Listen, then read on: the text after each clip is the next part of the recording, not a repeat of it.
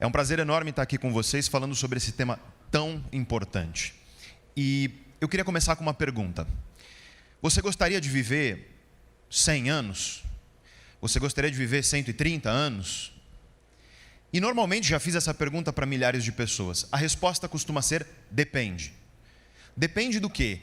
Da qualidade que eu terei do ponto de vista mental nessa idade. Porque a longevidade meramente do nosso corpo físico, ela não é suficiente. Será que as minhas faculdades intelectivas estarão intactas quando eu tiver 100 anos, 130, ou seja lá o que for? Minha memória, meu planejamento, minha tomada de decisão? Em caso positivo, quero viver 100 anos. Em caso negativo, prefiro não. E é interessante porque essa resposta ela nos mostra uma certa dualidade. A dualidade corpo e mente. E é sobre ela que eu quero falar, e eu dou um exemplo para vocês do que aconteceu alguns anos atrás comigo. Sou professor de faculdade, alunos de 18 anos de idade, aproximadamente, e uma aluna chegou para mim um belo dia e disse assim: professor, eu não quero mais homem que malha o corpo, eu quero homem que malha o cérebro. E isso virou questão de prova. Aponte o erro na frase da aluna, 2 pontos, abre aspas, não quero homem que malha o corpo, quero homem que malha o cérebro, fecha aspas. É óbvio que a gente entende a figura de linguagem e o que ela quis dizer. Mas é que essa figura de linguagem ela carrega algo que está dentro de nós enquanto sociedade desde os primórdios da humanidade, que é a ideia de que corpo é uma coisa e cérebro é outra.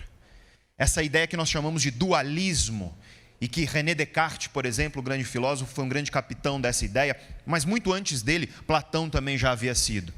A ideia de que mente é uma coisa, corpo é outra completamente diferente. E você tem que cuidar de jeitos diferentes dessas duas coisas.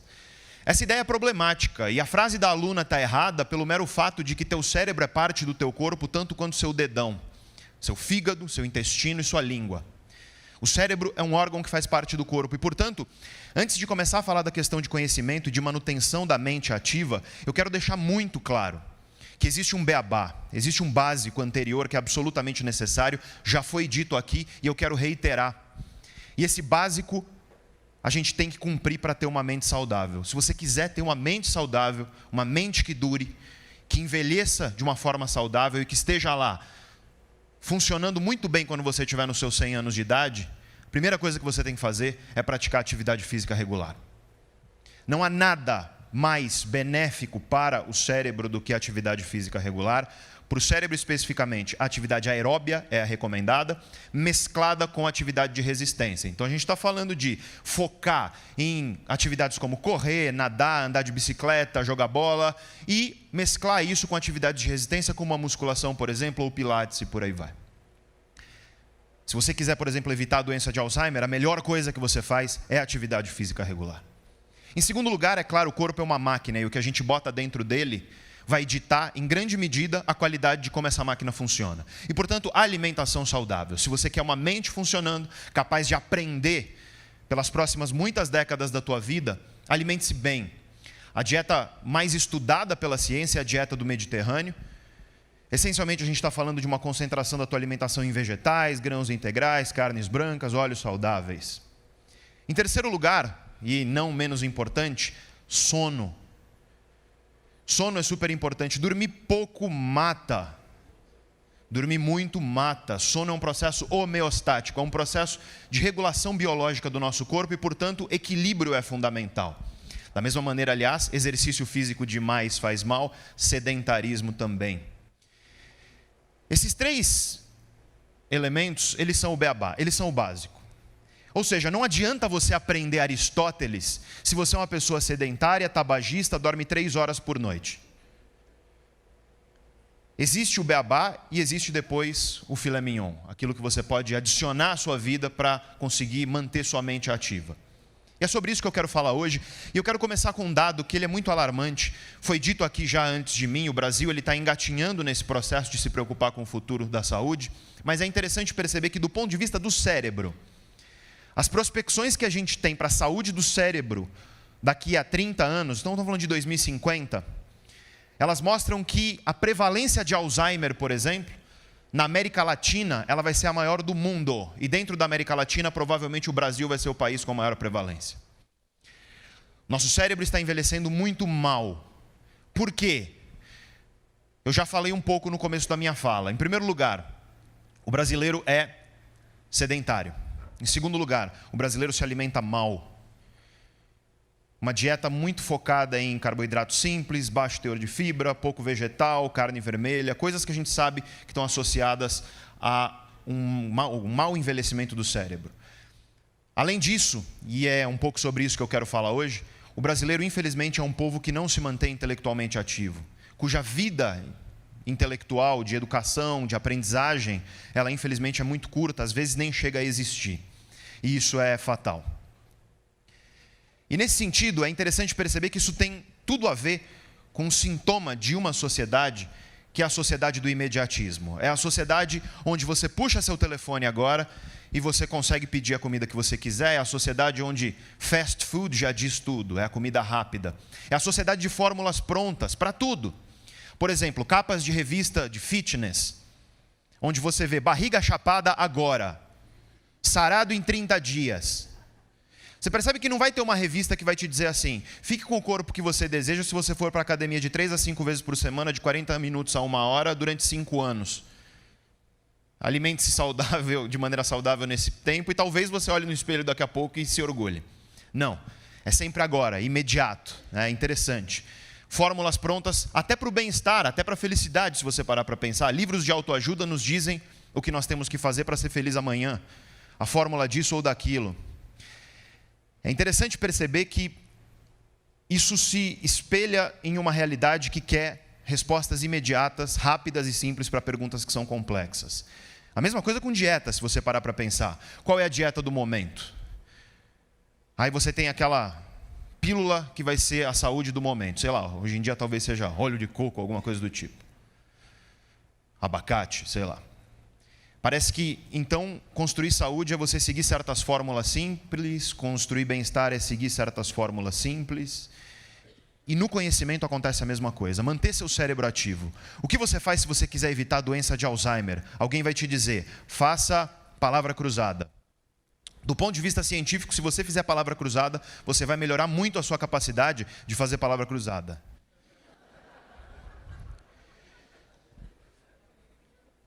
Agora, entre outros benefícios, não são muito bem conhecidos na literatura científica. Mas isso não é leviano. Aprender palavra cruzada te torna bom em palavra cruzada. Aprender uma segunda língua te torna bom em uma segunda língua. E a ideia é que manter o cérebro ativo do ponto de vista psicológico é justamente aprender coisas novas. Se você nunca fez palavra cruzada, faça, porque é bom. Mas no momento em que você aprendeu e se adaptou à palavra cruzada, aprenda algo novo. E a pergunta que eu faço para você é: quando foi a última vez que você aprendeu alguma coisa nova? Se existe uma regra na natureza, é a regra do mínimo esforço.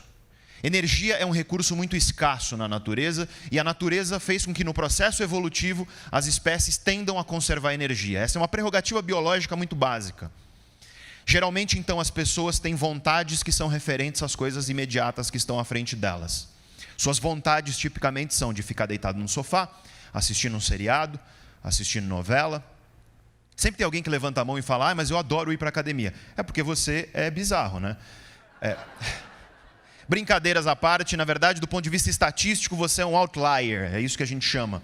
Isso significa que, no fim das contas, a maioria das pessoas, elas preferem conservar energia.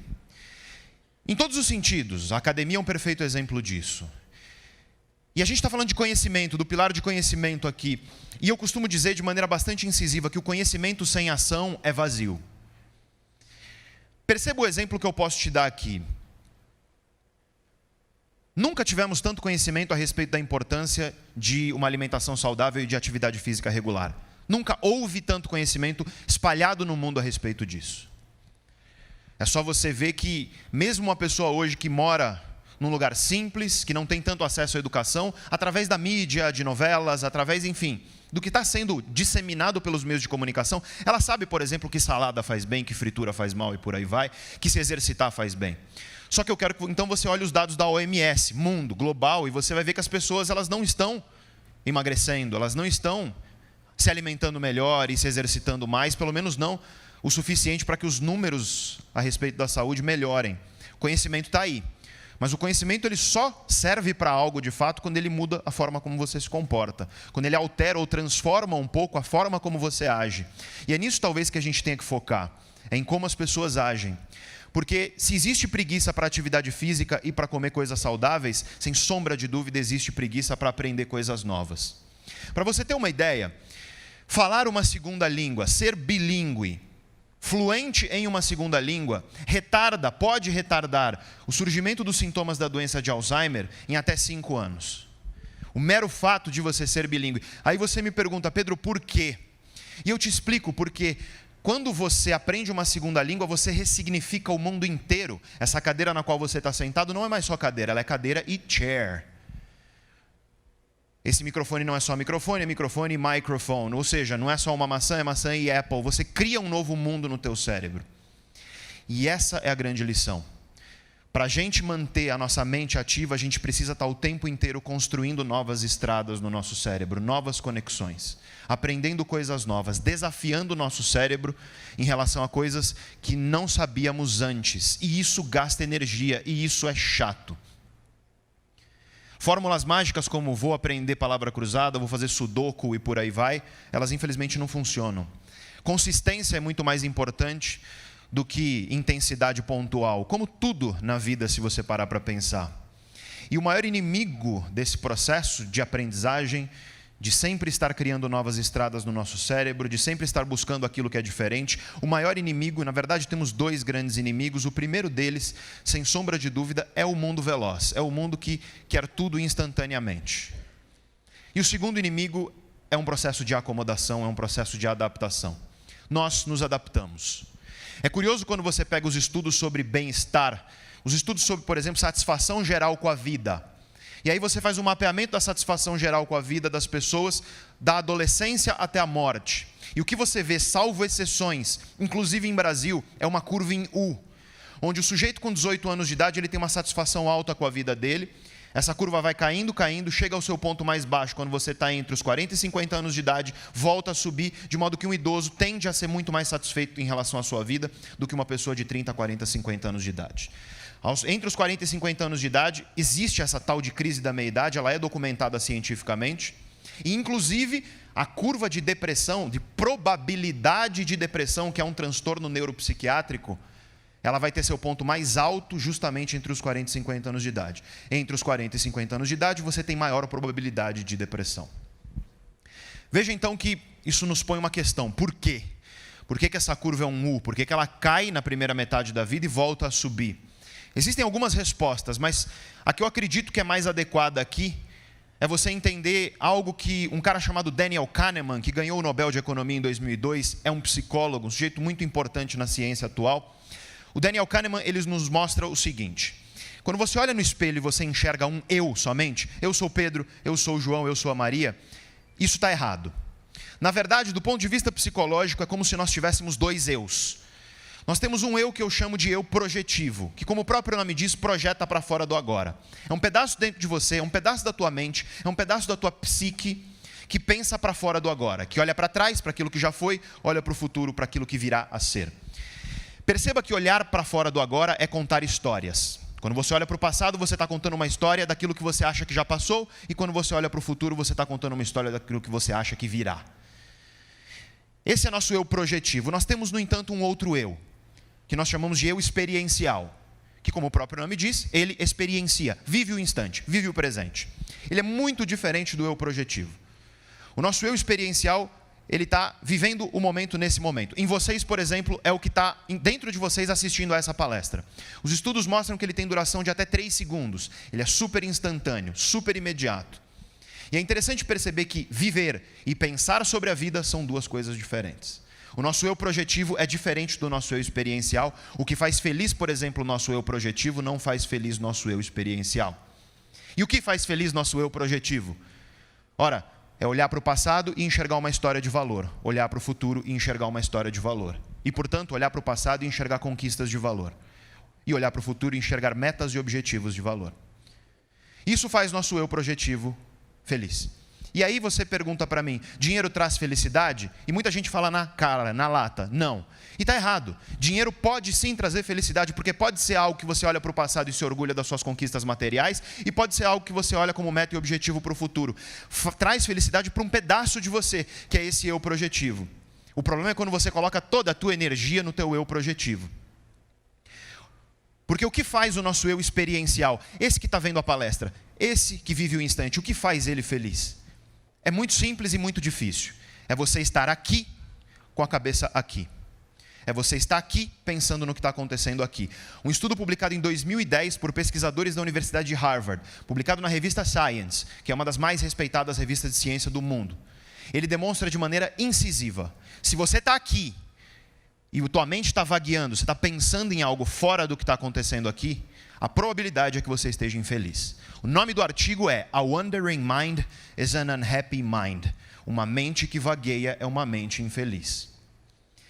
E essa é a grande questão. Eu quero voltar para aquela curva que eu falei para vocês.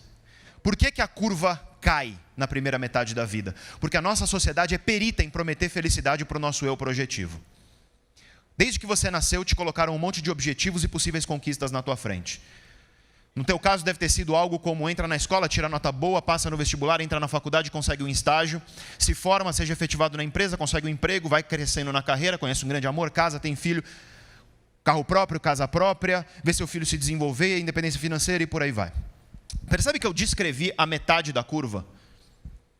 E não importa se você nasceu na favela ou em Dubai, você, desde que nasceu, teve objetivos colocados na sua frente. O que vai diferenciar é o tipo de objetivo que te colocaram. Mas isso é uma coisa que acontece com todos nós.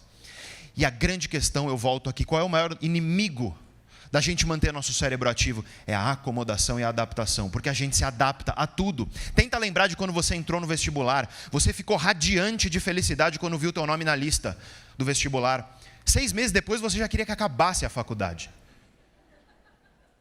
Você sabe disso. Aí você queria muito emprego, conseguiu emprego, 6 meses depois você já queria promoção. E esse é o problema de uma sociedade que ela vive o tempo inteiro querendo a próxima coisa. A gente esquece de ensinar as pessoas a saborear o que está acontecendo na frente delas, a aproveitar o instante enquanto ele ocorre. E por conta disso, por conta de investirmos toda a nossa energia num eu projetivo, em algo que está pensando no futuro e no passado, na primeira metade da vida, a nossa satisfação com a vida vai diminuindo. E ela chega num ponto crítico com 40 e 50 anos de idade, onde você já meio que conquistou tudo aquilo que você imaginava que ia te fazer feliz. Aquilo que você não conseguiu conquistar, você já se adaptou e já sabe que não vai conseguir mesmo, então deixa para lá. E o que acontece então para que um idoso seja muito mais feliz? Por que essa curva começa a subir? E parece que depois dos 40, 50 anos de idade, as pessoas passam a valorizar o eu experiencial. Parece que elas descobrem que elas têm um pedaço delas que precisa saborear o momento, aproveitar a vida enquanto ela está acontecendo. Não é que um idoso, por exemplo, ele deixa de olhar para o passado e se orgulhar, deixa de olhar para o futuro e enxergar metas e objetivos. Não é isso. É que ele percebe, na verdade, a fórmula mais importante para a saúde, que os gregos já sabiam há muito tempo, que é equilíbrio. É você olhar para o seu passado e se orgulhar dele, olhar para o seu futuro e ter metas e objetivos, mas você também aproveitar aquilo que está acontecendo enquanto está acontecendo. E, portanto, isso significa você não viver aquilo que, para mim, é o maior pecado que existe. As pessoas vivem sob uma terrível ilusão de imortalidade. Chegam no seu aniversário e falam, parabéns, mais um ano de vida. Discordo, é menos um ano de vida. E aí você pensa agora, o cara vai terminar a palestra do jeito mais macabro que eu já vi. Discordo, você pode virar e falar, isso é muito triste. Eu não acho isso triste. Eu acho triste você chegar no final da vida, olhar para trás e se arrepender por não ter tentado, por não ter aprendido, por não ter se esforçado. Isso é triste. Tem médicos aqui, eu sou pesquisador de um hospital, Escola Paulista de Medicina, e no hospital a gente vê frequentemente a cena do arrependimento. O sujeito dos seus 40 anos de idade vai ao hospital porque seu pai teve um AVC, por exemplo, ele está desesperado na sala de espera, por notícias, o médico chega e ele fala, infelizmente o quadro do seu pai é irreversível. E aí você vê um cara de 40 anos de idade chorar como uma criança. E ele fala, doutor, mas eu não falo com meu pai há 20 anos.